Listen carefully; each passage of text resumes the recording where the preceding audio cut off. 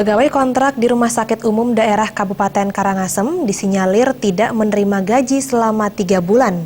Namun dugaan itu dibantah keras pihak rumah sakit. Humas RSUD Karangasem Sang Ayuma Desri Darmayanti menyatakan anggaran untuk pembayaran gaji pegawai kontrak telah disiapkan, namun masih ada tahapan-tahapan yang mesti dilalui dalam rangka program akreditasi rumah sakit, salah satunya penilaian ulang kinerja pegawai oleh atasan masing-masing.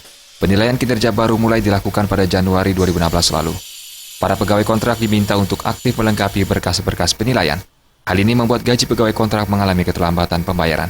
Penilaian kinerja pegawai akan rutin dilakukan mulai Januari tahun 2016 sebagai bahan evaluasi kinerja demi terciptanya kualitas kerja pegawai kontrak yang baik di lingkungan RSUD Kabupaten Karangasem. Keterlambatan gaji juga sudah diatasi dengan mempercepat pengumpulan berkas pegawai kontrak oleh Divisi Kepegawaian RSUD Karangasem. Permasalahan serupa diharapkan tidak terulang kembali.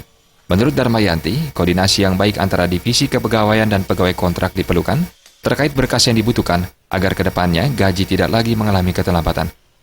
Alit Suputra dan Artaya